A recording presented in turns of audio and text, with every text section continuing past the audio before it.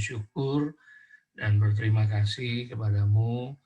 Malam ini kami boleh berkumpul bersama-sama via Zoom. Kami boleh memuliakan nama-Mu Tuhan melalui puji-pujian kami. Dan sebentar kami juga akan belajar kebenaran firman Tuhan. Biar firman Tuhan memerdekakan kehidupan kami. Dan kami juga boleh jadi berkat melalui doa syafaat kami. Tuhan, kami menyerahkan acara ini selanjutnya ke dalam tangan-Mu. Tuhan berbicara kepada setiap kami masing-masing Bapak. Pengurapan-Mu yang baru turun atas setiap kami dan termasuk hamba-Mu. Terima kasih Bapak, dalam nama Yesus kami naikkan ucapan syukur dan kami berdoa. Amin. Ya, selamat malam Bapak, Ibu, Saudara yang kasih dalam Tuhan. Kita akan kembali melanjutkan pemuridan kita tentang pemulihan-pemulihan yang harus terjadi dalam hidup kita akibat dari masa lalu yang menimbulkan luka-luka, baik itu terjadi di masa kandungan, waktu kita masih kecil, remaja, pemuda, bahkan ketika kita sudah berumah tangga. Luka-luka itu bisa terus terjadi, itu sebabnya kita perlu mengalami pemulihan demi pemulihan. Ya, Saudara, kita mau belajar bagaimana cara membentuk kebiasaan ya. Kalau Saudara lihat sebuah pohon yang kelihatan dari jauh, pasti itu daunnya ya, yang warnanya hijau daunnya. Lalu ketika kita semakin mendekat, maka yang akan muncul, akan kita lihat adalah buahnya. Nah, Saudara, yang tidak kelihatan adalah akarnya. Akarnya, kenapa? Karena akarnya ini ada di dalam tanah. Nah, begitu juga, Saudara, kita mesti tahu bahwa kebiasaan-kebiasaan akibat dari luka-luka itu hanya terlihat di bagian luarnya saja. Kita sudah belajar bahwa ternyata disebabkan karena ada akar. Akarnya adalah benih penolakan, disakiti, direndahkan, penderitaan hidup, masalah-masalah hidup yang bisa juga membuat kita menjadi luka. Karena firman Tuhan bilang penderitaan merobek jiwa dan lain-lain sebagainya. Nah, ketika ini masuk di dalam hati kita atau pikiran kita menjadi sebuah benih yang kalau kita biarkan, ternyata tanpa sadar kita membiarkan, akhirnya karena tidak mengampuni, akhirnya membentuk akar. Nah, kenapa terjadi penolakan, disakiti, direndahkan, penderitaan? Karena masa lalu. Dan respon kita harusnya mengampuni, tetapi karena kita belum tahu kebenaran, akibatnya kita tidak mengampuni. Dan inilah yang disebut sebagai akar.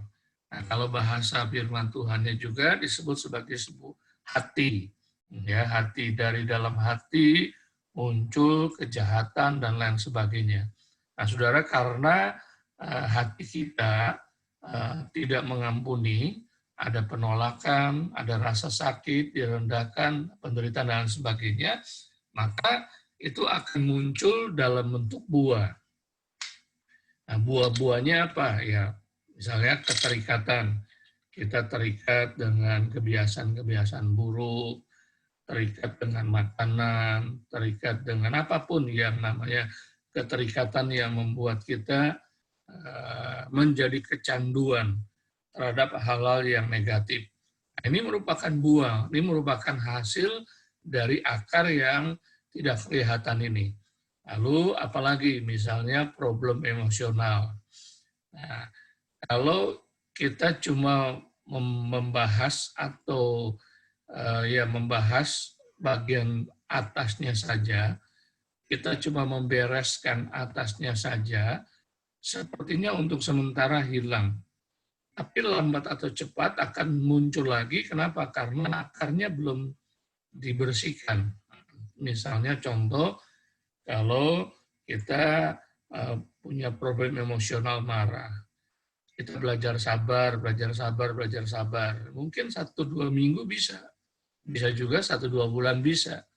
Tapi ketika ada pemicu, maka akar ini berperan lagi dan memunculkan buahnya itu. Nah, itu kenapa? Karena akarnya belum dibereskan atau dibersihkan. Nah, selanjutnya apa? Gambar diri yang rusak. Kenapa? Karena direndahkan bisa merusak gambar diri kita. Misalnya contoh kalau kita minder atau kalau kita sombong dan lain sebagainya. Nah, dunia menutupi dengan pelajaran-pelajaran penampilan menjaga penampilan, bagaimana berbicara di depan umum, bagaimana berpenampilan di depan umum. Sepertinya sepertinya menghancurkan gambar diri yang rusak kita. Tapi sebetulnya bukan menghancurkan, tapi itu menutupi saja, sementara saja. Kenapa? Karena ini akarnya belum dibereskan. Nah, salah satu tanda juga akibat akar-akar yang salah, kerohanian kita turun naik. Nah, kerohanian kita turun naik, tanda-tandanya apa? Ya, kita seperti anak Tuhan yang perlu dicas kembali. Kan banyak ya anak-anak Tuhan, waduh saya butuh KKR nih, aduh saya butuh ini dan butuh ini. Kenapa? Kerohanian saya lagi lemah, kerohanian saya lagi turun naik. Makanya gereja tanpa sadar seringkali dipakai sebagai pom bensin, di mana mobil-mobil yang hampir habis bensinnya datang ke gereja, lalu diisi bensinnya, pulang, punya semangat baru lagi. Nah, sebetulnya itu tanda kerohanian yang turun naik. Nah, ini pasti disebabkan karena akar-akar yang belum dibereskan. Nah, saudara, ini kalau kita sebut sebagai buah, ya karena ada akarnya. Tapi kalau disebut juga sebagai kebiasaan, itu juga bisa terjadi. Kenapa?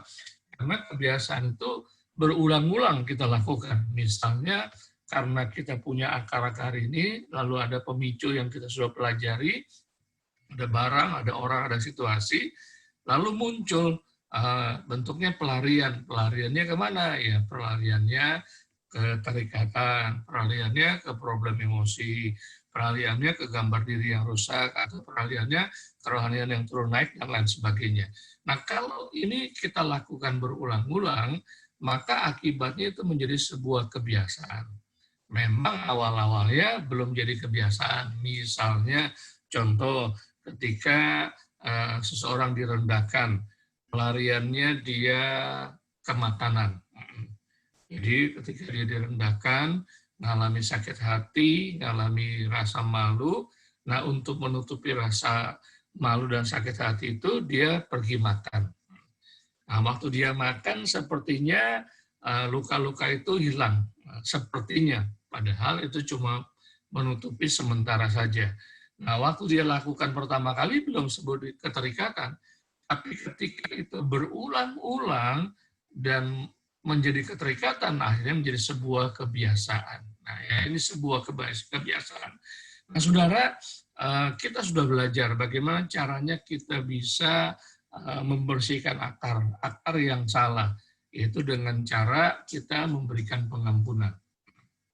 Memberikan pengampunan. Tapi, saudara, pengampunan ini harus di-follow up selanjutnya. Sebab kenapa? Karena kita sudah mengampuni, tapi kok muncul lagi buah-buah yang lain yang ada terjadi di dalam kehidupan kita. Misalnya contoh, kok kita masih terikat, padahal saya sudah mengampuni. Kok saya masih terikat dengan problem emosi, padahal kan saya sudah mengampuni. Kok saya masih punya gambar diri yang rusak, padahal saya sudah mengampuni. Kok saya masih turun naik, padahal sudah mengampuni. Nah, ini penting, saudara. Mengampuni itu membersihkan akar, tapi tidak mengubah buah, tidak mengubah kebiasaan. Nah, banyak orang Kristen salah kaprah di sini. Pak, saya sudah mengampuni, kok saya masih jatuh lagi ya? Pak, saya sudah mengampuni loh orang tua saya. Kok saya masih jatuh ke VCD porno ya? Kenapa ya? Nah, Karena mengampuni dia pikir menghapus segala-galanya. Menghapus akar-akar yang salah dan menghapus buah-buah yang salah. Enggak, saudara. Mengampuni hanya membersihkan akar-akar yang salah. Karena disebabkan karena tidak mengampuni. Jadi ketika mengampuni, maka akar-akarnya dibersihkan.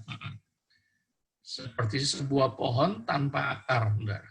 Nah, kalau sebuah pohon tanpa akar, kalau saudara perhatikan baik-baik, pohon yang besar akarnya rusak, dia tidak saat itu mati, saudara. Dia tidak saat itu tumbang. Perlu waktu untuk menjadi layu. Kenapa? Karena udah nggak ada akar kan. Perlu waktu, batangnya menjadi layu, buah-buahnya menjadi layu, dan sebagainya. Nah, dalam proses perlu waktu itu, kalau manusia, ini berbahaya. Kenapa berbahaya? Karena kalau masih melakukan kebiasaan-kebiasaan yang lama, ini berarti kita sedang memberi celah kepada si iblis. Nah, waktu kita memberi celah kepada si iblis, dia dompleng. Dia menumpang buah-buah yang salah yang kita lakukan, dan akhirnya mengintimidasi kita. Dan akhirnya kita meragukan, jangan-jangan saya belum mengampuni ya. Jangan-jangan waktu itu saya mengampuni cuma asal di mulut saja ya. Enggak sampai dari dasar hati saya yang paling dalam ya. Nah, saudara, ini penting, saudara. Kita ketahui malam hari ini. Mengampuni tidak mengubah buah. Tidak mengubah kebiasaan. Enggak bisa, saudara. Ya, jadi harus apa yang kita lakukan, saudara? Kita harus membangun akar yang baru. Akar yang baru. Baik, saudara, kita akan baca ayat bersama-sama di Mazmur 1 ayat 2 sampai 3. Tetapi yang kesukaannya ialah Taurat Tuhan, dan yang merenungkan Taurat itu siang dan malam. Ia seperti pohon yang ditanam di tepi aliran air, yang menghasilkan buahnya pada musimnya dan yang tidak layu daunnya. Apa saja yang diperbuatnya berhasil. Nah, saudara, Mazmur ayat pasal 1 ayat 2 dan sampai 3 ini menggambarkan hal yang sama, saudara. Waktu orang yang waktu kita mencintai firman Tuhan dan kita merenungkannya siang dan malam, kita sedang membangun sebuah akar. Kita sedang membangun sebuah akar yang baru. Kenapa? Karena kita sudah mulai masukin ke hati kita firman Tuhan, ke hati firman Tuhan.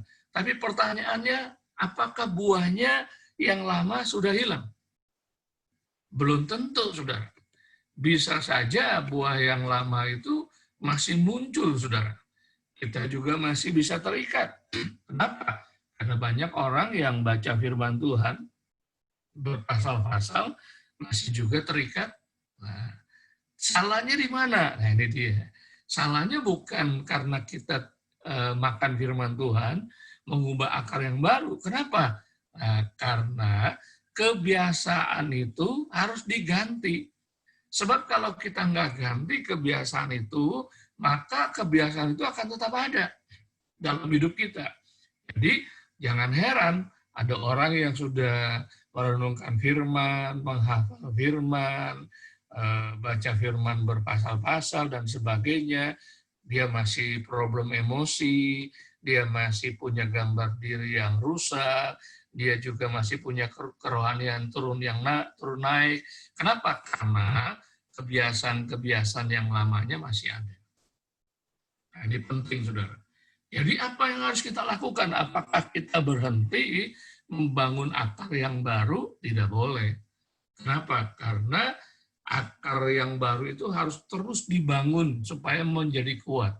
Nah, ketika akar yang baru menjadi kuat, maka itu akan menolong kita untuk kita punya buah-buah yang baru. Nah, gambar ini akan memberikan penjelasan kepada saudara. Jadi kita diperhadapkan dengan cara lama dan cara baru. Cara lama apa? Ya tadi, kalau ada bos, kita lari ke keterikatan. Kalau ada bos, kita lari ke problem emosi. Kalau ada bos, kita minder, kita sombong, kita menyendiri, kita lari dari kenyataan, mental kita menjadi lemah dan sebagainya. Kalau ada bos, ya kita kerohaniannya turun naik. Nah, saudara diperhadapkan nih, apakah saudara mau terus dengan cara yang lama atau saudara mau bangun cara yang baru? Nah, kalau kita selidiki dari Mazmur 1 ayat 2 dan 3, saudara, dikatakan kalimat terakhir, apa saja yang diperbuatnya berhasil. Nah, apa maksudnya, saudara? Kaitannya dengan merenungkan dengan apa saja yang diperbuatnya. Jadi, saudara, firman Tuhan yang kita baca, yang kita renungkan, yang kita perkatakan, itu harus dilakukan. Nah, itu yang disebut dengan cara baru. Nah, untuk melakukan cara baru, ini perlu waktu. Kenapa, saudara? Karena kebiasaan-kebiasaan lama yang terjadi dalam hidup kita itu puluhan tahun kita lakukannya. Jadi, saudara, nggak mungkin itu dirubah dalam satu malam. Nggak mungkin itu dirubah dalam satu KKR. Nggak bisa. Makanya saudara akan menemukan dia sudah bertahun-tahun ke gereja, dia sudah bertahun-tahun bahkan melayani, kok masih ya ada cara-cara lama ya? Nah, ini dia. Kenapa, saudara? Karena dia tidak membangun cara yang baru. Nah, selama kita tidak membangun cara yang baru, maka ketika ada bos, itu akan membuat kita kembali kepada cara yang lama. Iya, Pak, tapi akarnya kan sudah baru. Betul, akarnya sudah baru. Akar itulah yang menolong kita menghasilkan buah-buah yang baru. Ingat, buah yang baru adalah kebiasaan. Dan kebiasaan itu harus dibangun. Contoh misalnya gini. Karena luka-luka masa lalu, saya jadi orang yang malas. Jadi saya malas bekerja. Pokoknya saya jadi orang pemalas lah gitu. Lalu saya terima Yesus. Saya mengampuni orang-orang yang melukai saya di masa yang lalu. Akarnya dibersihkan. Pertanyaannya, apakah saya tiba-tiba jadi orang yang rajin? Nggak mungkin. Saya pemalas, tiap hari saya bangunnya jam 9, paling cepat 9 pagi. Paling lama jam 12 siang saya bangun. Nah, apakah sejak saya mengampuni, saya bisa bangun jam 7 pagi, jam 6 pagi? Nggak mungkin. Kenapa, saudara? Karena saya belum membangun sebuah kebiasaan baru. Ini contoh, saudara. Nah, apalagi akarnya masih lemah. Pasti saya akan kembali ke cara yang lama. Misalnya contoh saya lari keterikatan apa, misalnya game. Bisa nggak saya kembali lagi? Bisa. Kenapa, saudara? Karena saya belum bangun cara yang baru. Satu kali saya ketemu dengan seorang pria yang memang dia melayani Tuhan dan jadi berkat di lingkungannya. Tapi beberapa waktu kemudian saya nggak ketemu dia lagi. Sepertinya dia menghilang. Nah, satu kali saya datang ke kotanya, dia ada dalam sebuah acara. Ketemu saya. Saya tanya dia, Pak, kenapa? Udah berapa lama ya, berapa tahun ya? Kok nggak kelihatan ya? Biasanya setahun 2-3 kali ketemu dengan saya. Ini udah 2-3 tahun nggak ketemu.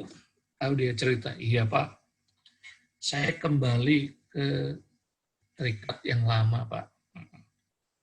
Maksud Bapak apa? Saya bilang, saya tanya gitu, iya Pak. dulu saya terikat dengan A, misalnya, ya, terikat dengan perbuatan A. Lalu saya mengalami pemulihan. Saya mengampuni orang-orang yang telah melukai saya mulai kelihatannya hidup baru. Saya mulai belajar tinggalkan cara-cara yang lama. Tapi satu kali, Pak, saya disakiti lagi loh, Pak. Entah kenapa, ketika saya disakiti, saya langsung jatuh lagi kepada keterikatan saya yang lama. Nah, saudara lihat baik-baik. Kenapa orang ini bisa jatuh kembali kepada keterikatan yang lama?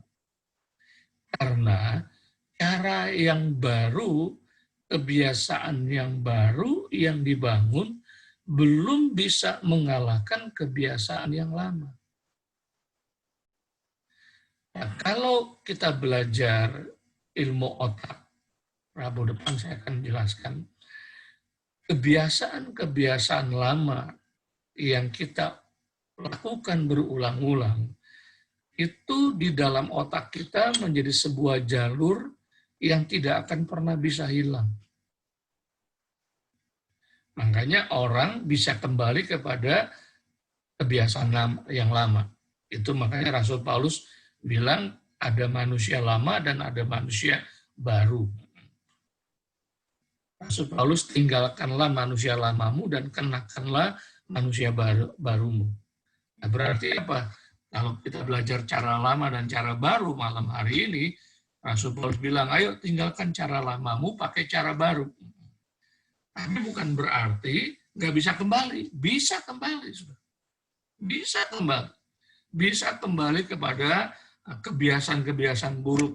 Makanya nggak heran ya, ada orang bisa kembali ke dosa yang lama, keterikatan yang lama, padahal udah bertahun-tahun ikut Tuhan, padahal udah melayani Tuhan, udah punya pelayanan, punya jabatan, oh bisa kembali lagi, bisa.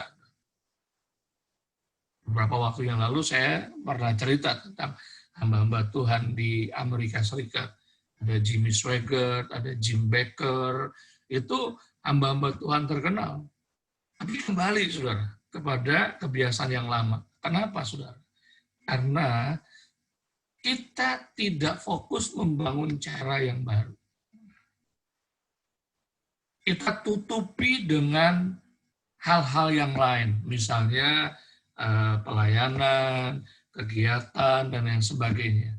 Nah, nggak boleh, saudara. Kenapa? Karena kalau kita nggak bangun cara yang baru, walaupun kita sudah mengampuni, walaupun akar-akar yang salah sudah tercabut, dan kita sedang membangun akar-akar yang baru, kalau kita tidak membangun cara yang baru.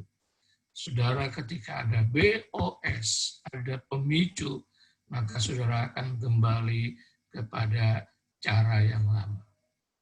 Jadi malam hari ini saya dorong Bapak Ibu Saudara. Saudara boleh merenung sejenak, izinkan Tuhan bicara. Ada nggak cara-cara yang lama yang Tuhan ingatkan malam hari ini? Kalau ada, lalu saudara mulai buat cara yang baru. Apa cara yang baru itu? Dan tentunya cara yang barunya harus sesuai dengan kebenaran firman Tuhan. Apa saja yang diperbuatnya. Berdasarkan apa? Berdasarkan hasil perenungan dari firman Tuhan. Dan akan menghasilkan kebiasaan yang baru. Dan jangan puas kalau kebiasaan baru itu baru saudara lakukan. Ini menurut ilmu psikologi, saudara. Orang kalau belum melakukan 21 hari berturut-turut kali 3 kali, maka dia akan kembali kepada cara yang lama. Contoh, saudara, kalau orang punya gangguan di paru-paru, biasanya dikasih obat paru-paru untuk kesembuhan paru-paru. Nah, yang saya tahu, saudara, obat itu harus rutin dimakan setiap hari sampai jangka waktu tertentu. Misalnya contoh, untuk 3 bulan obat itu harus dimakan rutin tiap hari. Saudara udah makan 2 bulan, Besoknya lupa, saudara nggak makan. Itu saudara nggak boleh lanjutin lagi ke dihitung 2 bulan, lalu tambah 2 hari, nggak bisa. Saudara mesti ulang lagi dari hari yang pertama. Itu obat, saudara. Nah, sama dengan membangun kebiasaan baru. Kalau saudara membangun kebiasaan baru, sebentar bangun, sebentar sebentar bangun lagi, sebentar prek lagi, ya pasti nggak jadi, saudara. Pasti akan lebih kuat cara yang lama. Saudara akan pasti balik lagi kepada cara yang lama. Nah, yang cara yang lama ini yang minimal ada 4 kerohanian turun naik, gambar diri rusak, problem emosi, keterikatan, dan lain sebagainya. Kenapa? Karena ya, cara yang lamanya masih kuat. Nah, saya akan tutup dengan sebuah ilustrasi yang sering saya pakai, saudara, ketika saya khotbah untuk membicarakan tentang manusia lama atau manusia baru atau kebiasaan lama dan kebiasaan baru. Ada seorang bapak-bapak punya 2 anjing peliharaan, anjing yang hitam dan anjing yang putih. Satu kali dia bawa ke pasar, lalu dia umumkan bahwa 2 anjing ini akan diadu. Dua-duanya milik dia, anjing hitam dan anjing putih. Dan mereka mulai taruhan, siapa yang megang anjing hitam dan siapa yang megang anjing putih. Nah, mereka bilang, wah saya pegang anjing hitam, saya pegang anjing putih, dan sebagainya. Akhirnya diadu. Ternyata hari itu yang menang adalah anjing putih. Lalu si pemilik anjing ini bilang, minggu depan saya datang lagi ya, untuk kita lihat, adu lagi. Nah, minggu depan, saudara, datang lagi nih bapak membawa dua ekor anjing ini. Nah, karena minggu lalu anjing putih yang menang, jadi saudara, taruhannya lebih banyak kepada anjing putih. Tapi ternyata kali itu yang menang anjing hitam. Lalu si pemilik anjing itu, minggu depan saya akan balik lagi.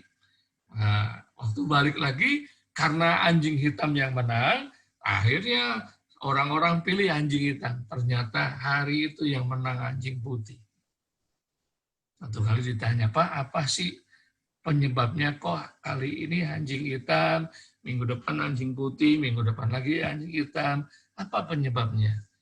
Bapak itu bilang, tergantung yang saya kasih makan yang mana. Kalau saya mau buat anjing putih yang menang, maka saya kasih makan anjing putih lebih banyak daripada anjing hitam. Kalau saya mau buat anjing hitam yang menang, maka saya kasih makan banyak anjing hitam. Anjing putih saya kurang makan. Nah, sama, saudara, cara lama dan cara baru.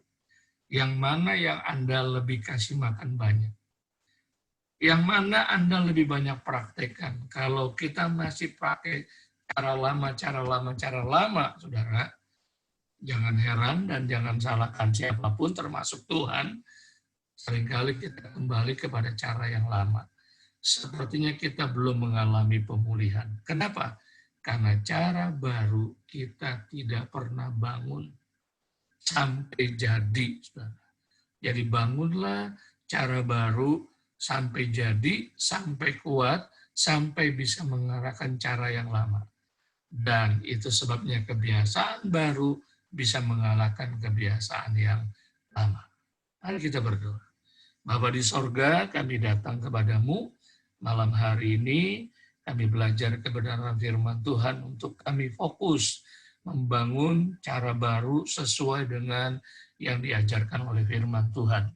Sebabnya Tuhan tolong supaya kami tekun, kami setia, kami konsisten membangun cara-cara baru sesuai dengan firman Tuhan yang membuat kami tidak kembali kepada cara yang lama.